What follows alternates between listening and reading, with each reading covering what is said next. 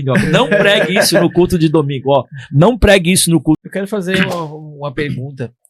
Quando o Lucas ele faz uma narrativa de Jesus até Adão, ele está abordando sobre a salvação universal. É uma forma de talvez de pensar. Como é que o senhor enxerga isso e no seu entendimento, como é que funciona, segundo a perspectiva de Lucas, essa salvação que abrange aqueles que vieram antes? Bom, de Lucas não tem algo específico assim.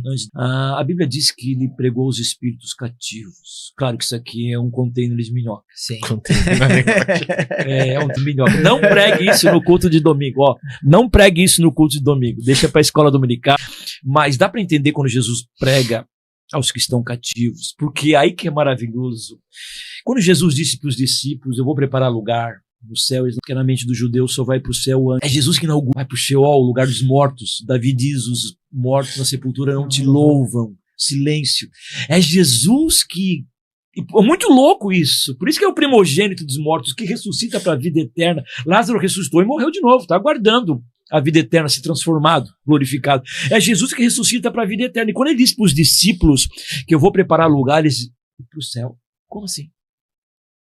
Como assim para o céu? O homem não vai para o céu.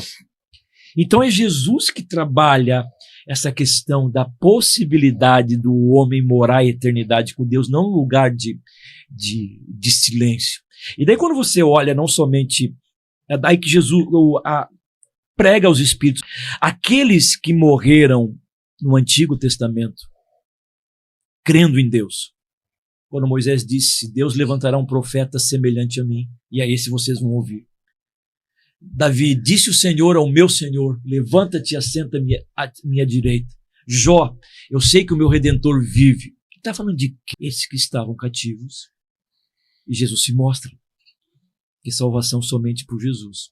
Claro, vai encontrar inúmeras, centenas e N interpretações quanto a isso.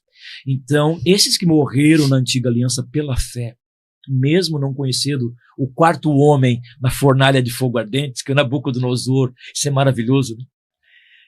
E a semelhança dele é como filho dos deuses. Enfim, eu falo de Jesus e a gente se emociona, né? Ai, Jesus é demais mesmo. Então, dá para entender que ele se apresenta. Eu sou aquele que vocês esperavam. Estão aguardando a salvação. Mas nessa genealogia, não somente a de Lucas, mas a de Mateus, como eu falei, essas pessoas que são agregados como ancestrais de Jesus, isso demonstra uma universalidade. A própria Ruth, que era moabita. Sim. Moab e Amon vieram lá dos das filhas de Ló, né? Exatamente, extremamente violentos, opressores do povo de Israel. E lá Deus tira alguém. Ruth vai ser a bisavó tataravó de Davi, né?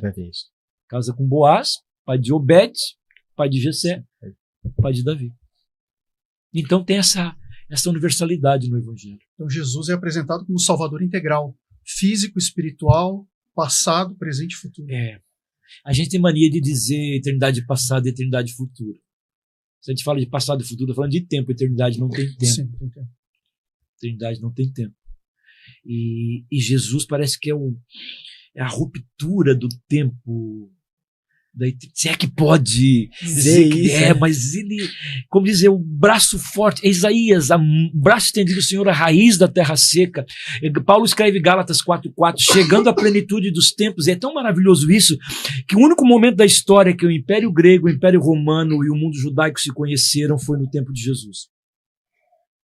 E essas três culturas que vão moldar o mundo ocidental, que vai adotar o cristianismo como religião, como fé.